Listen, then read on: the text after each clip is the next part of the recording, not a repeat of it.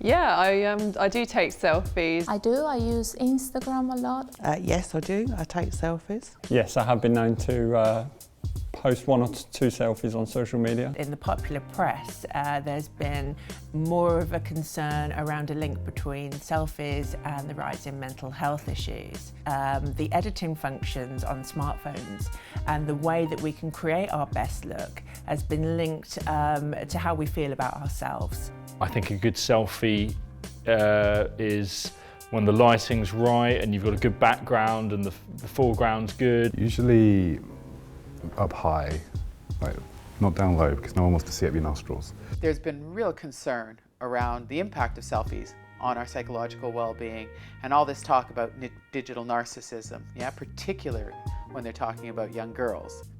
And research suggests that women often untag themselves from pictures that other people upload of them on their social media. You know, being at university, you'd be tagged all the time and you'd be like, oh, I don't know that great. And like, I have my mum on Facebook, I have my nan on Facebook. So I was like, probably don't need to see me looking like that. But that isn't necessarily a symptom of narcissistic selfie culture.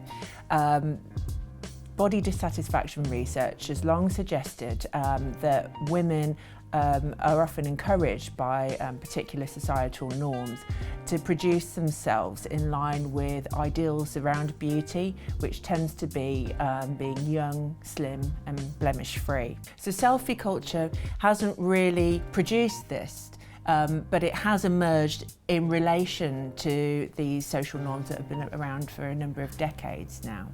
I think there's something interesting about the filters, the way the filters have developed. So at first, filters seemed to, just remove things that weren't perfect. But now they're doing all kinds of very different things. What is your favorite filter? I like the Instagram ones. I discovered this new app for teeth whitening, which is great. I like the vintage ones, so like the 70s and 80s style.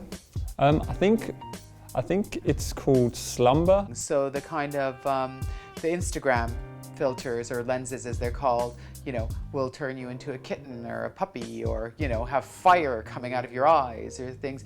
And that's about storytelling in a sense, and selfies are about storytelling in a sense. What's really interesting, I think, is that a lot of online community behaviour forms around liking and other supportive behaviour. And it's often the case that the kind of support that we get online and the kind of explicit approval that we get about ourselves and what we've been up to is unparalleled in what we would get in our offline lives. One of the things we know, if you were wearing a nice outfit in the olden days and you get, 5 or 6, maybe 10 people would say, oh, what a lovely outfit.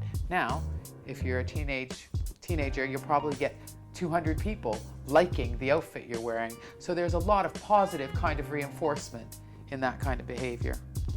What was interesting about a body of work, including some of the work that we've done around this, is that young women are talking about the ways in which they use photo editing to say something or capture something that's real or authentic about themselves and how they see themselves. So online relational work is doing something quite complicated. It's saying something about how we see our real selves. What's more common these days is that your offline friends are also part of your online communities. So it's very difficult to present yourself as someone different than you actually are. It's about communicating with other people. It's not about yourself. And that's why I think we'd step back from an accusation of narcissism. It's actually about communicating with other people and about building communities and being part of something that's bigger than just yourself. So for this reason, the way that we approach research into selfie culture is that we're doing millennials in particular a disservice if we always treat them as if they are unsophisticated and naive about the activity of selfie posting. Get more from the Open University. Check out the links on screen now.